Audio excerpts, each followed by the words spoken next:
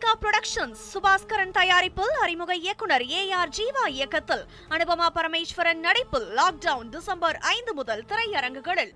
டிட்வா புயல் காரணமாக மீனவர்கள் கடலுக்கு செல்ல வேண்டாம் என புதுச்சேரி மீன்வளத்துறை அறிவிப்பு வெளியிட்டுள்ள நிலையில் மூப்புதுக்குப்பம் பகுதியில் படகுகளை நிறுத்த பாதுகாப்பான இடம் இல்லாமல் மீனவர்கள் தவித்து வருகின்றனர்.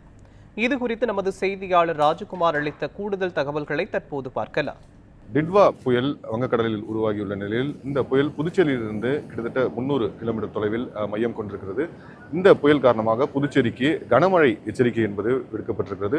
மேலும் ரெட் அலர்ட் எச்சரிக்கை விடுக்கப்பட்டுள்ளதால் புதுச்சேரியில் மீனவர்கள் யாரும் கடலுக்கு செல்ல வேண்டாம் என்ற ஒரு அறிவுறுத்தலும் விடப்பட்டிருக்கிறது.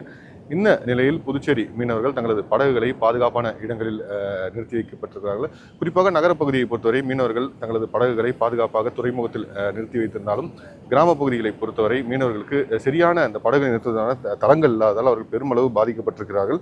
இந்த தற்போது நாம் இருக்கக்கூடியது பாகூர் தொகுதிக்குட்பட்ட எம் புதுக்குப்பம் பகுதி. இந்த பகுதியில் இருக்கக்கூடிய மீனவர்கள் தங்கள் படகுகளை நிறுத்துவதற்கூட இடமில்லாமல் கரையோரங்களில் நிறுத்திவிட்டனர். படகுகள் பாதிக்கக்கூடிய ஒரு சூழ்நிலையும் ஏற்பட்டு மிகுந்த சிரமத்திற்கு உள்ளாகி இருக்கின்றனர். மேலும் இந்த பகுதியை பொறுத்தவரை துறைமுகம் ஒன்று கட்டி முடிக்கப்பட்டு மீனவர் பயன்பாட்டிற்கு கொண்டு வரப்படாதால் அவர்கள் மிகுந்த சிரமத்திற்கு உள்ளாகி இருக்கின்றனர். அது குறித்து இந்த பகுதி மீனவர்களும் கேட்கலாம். சார் சொல்லுங்க, என்ன மாதிரியான பாதிப்புகள் இந்த மழையால் ஏற்பட்டிருக்கு, எந்த அளவுக்கு படகுகள் பாதிக்கப்பட்டிருக்கு? சார் வருஷம் எங்களுக்கு இந்த பாதிப்பு வந்துட்டு தான் இருக்குது. கடல் அரிப்பு வருஷம் எங்கள் ஊருக்குள்ளே வந்துட்டு தான் இருக்குது. போட்டு நிறுத்த இடம் இல்லை. இதுக்கு மேலே நாங்கள் ரோட்டில் தான் கொண்டு போய் விடணும் போல். ஏற்கனவே ஒரு 10 கோடி மேலே செலவு பண்ணி அங்கே முகத்துவரம் அமைச்சிருக்காங்க, ஹார்பர் சொல்லிட்டு.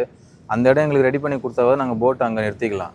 அதனால மேல் ரவுண்டுக்கும் கொஞ்சம் சேஃப்டியாக இருக்கும். இது இல்லாமல் எங்கள் கிராமம் இல்லாமல் பக்கத்தில் 4-5 கிராமம் இருக்குது. அந்த கிராமத்தோட போட்டு இங்கே கொண்டு நிறுத்தலாம். கிட்டத்தட்ட 1000 போட் நிறுத்தலாம். ஆனால் எங்கள் ஊர் போட்டே நிறுத்த முடியல, அதுக்கு இடமும் இல்லை. இதனால சேதம் எங்களுக்கு வருஷம் ரொம்ப அதிகமாகுது. மக்களால் கடல் தொழிலும் பண்ண முடியல. போட்டும் கிட்டத்தட்ட 3-4 லட்சம் போட்டு ஒருவரும் சொந்தமாக உருவாக்கி வச்சுருக்காங்க. அதுவும் சேதமாகுது. இது என்ன தீர்வு, நாங்களும் அரசாங்கத்தை வருஷம் கோரிக்கை வச்சுட்டு தான் இருக்கோம். எப்போன்னு சொல்லிட்டு ஒரு 2-3 பேர் வராங்க, பார்க்குறாங்க, அதோட போயிடுறாங்க. எந்த தீர்வும் எங்களுக்கு காண போகிறதில்ல. இது சொந்த செலவில் நாங்கள் இங்கேருந்து கொண்டு போய் அங்கே மூட்டையாவது இழுத்து விட்ருக்கோம். அது எங்கள் செலவில் தான் இழுத்து விட்ருக்கோம். இதுக்கும் அரசாங்கம் எதுவுமே ஒரு கண்டுக்கிறது இல்லை. அதோட வராங்க, இது பார்க்குறாங்க, அதை பண்ணுறான்ட்டு போயிடுறாங்க. இதுக்கு அரசாங்கம் ஏதாவது இந்த வாட்டியாவது விரைந்து தீர்வு எடுக்கணும். இல்லைனா வரும் நாட்களே எங்களுக்கு ரொம்ப கஷ்டமாக இருக்கும். இன்னும் இது இப்போ தான் புயல் எச்சரிக்கை விட்ருக்காங்க. இது அடுத்தடுத்து இன்னொன்று உருவாகிட்டு வந்துட்டு இருக்கோம். எங்கள் வாழ்வாதாரமும் பாதிக்கப்படும். அடுத்த கட்டமும் எங்களால் என்ன பண்ண ஒன்றுமே புரியாமல் முழிச்சிட்டு இருக்கோம். வருஷமே இது எங்களுக்கு ரொம்ப மன சங்கடமாக இருக்குது, மன கஷ்டமாகவும் இருக்குது. என்ன பண்ண ஒன்றும் புலம்பிட்டு கிடக்குறோம். அது இந்த படகுகளை பொறுத்த வரைக்கும் இதோட மதிப்புலாம் எவ்வளோ இருக்கும்? இந்த மீன்பிடி வலைகளாக இருக்கட்டும், இது ஒருவேளை சேதமடையும் பட்சத்தில் உங்களுக்கு எந்த அளவுக்கு ஒரு பாதிப்பு ஏற்படுத்தும்? அரசு நீங்கள் ஏற்கனவே சொல்லியிருந்தீங்க, டிராக்டர் உட்பட நாங்கள் தான் செலவு பண்ணியிருக்கிறோம். என்ன மாதிரியான சிக்கல்கள் இதில் பாதிப்படுறது ஏற்படும்? சிக்கல்னா எல்லாக்கிட்டையும் இப்போ ஒரு போட்டு வளவன்னு சொல்லிட்டு ஒரு செட்டாக இது பண்ணணும்னா கிட்டத்தட்ட ஒரு 5-6 லட்ச ரூபா ஆகும். யாருமே இது சொந்த பணம் போட்டு தான் செய்கிறாங்க. சொந்த பண்ணுறதை வட்டிக்கு தான் வாங்குறாங்க. இந்த நாளில் அவங்க வலையும் தள்ள முடியாது. ஏன்னா இந்த ஒரு 2 மாதம் மழை காலம், புயல் காலத்தில் வலையும் தள்ள முடியாது. அப்போ அதுக்கு அவங்க வட்டியும் கட்டி ஆகணும். இதில் சேதமும் ஆகிடுச்சுன்னா இவங்க எப்படி பேலன்ஸ் பண்ணுவாங்க? அவங்களோட குடும்பம் புள்ளக்குட்டி முத கூட இங்கே நடுத்தெருவில் தான் வந்தாகணும். இதுலேருந்து காசு எடுக்கல எங்களுக்கு போதும் ஆகி போகுது.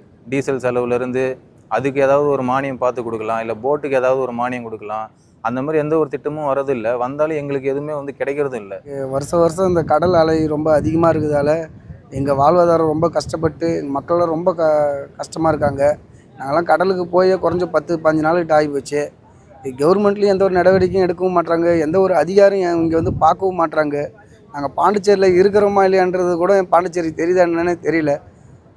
ஒவ்வொரு போட்டுமே இங்கே ஒரு நைட்லாம் 12 மணி வரைக்கும் இந்த கடலோரம் தான் நாங்கள் எல்லாமே இருந்தோம்.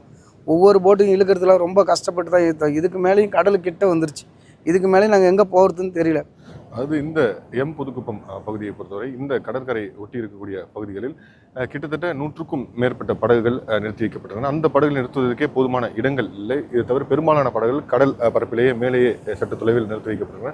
இதனால் கடல் சீற்றம் அதிகரித்து வரும்போது இந்த கடல் அரிப்பால் இந்த படகுகள் சேதம் அடையும் ஒரு அபாயம் ஏற்பட்டிருக்கிறது. அரசு உடனடியாக நடவடிக்கை எடுத்து தங்கள் படகை பாதுகாப்பாக நிறுத்த ஏற்பாடு செய்ய வேண்டும் என்ற ஒரு கோரிக்கையும் எழுந்திருக்கிறது. அதே போல இந்த பகுதிக்கு அருகே இருக்கக்கூடிய புதிதாக கட்டப்பட்டுள்ள இந்த மீன்பிடி இறங்குமதி தளத்தை திறந்து கொடுத்தால் தங்கள் படகை பாதுகாப்பாக அந்த பகுதியில் நிறுத்த முடியும் என்றும் மீனவர்கள் அரசுக்கு ஒரு கோரிக்கையும் வைத்திருக்கின்றனர். புதுச்சேரியிலிருந்து நியூஸ் 7 தமிழுக்காக ராஜகுமார்.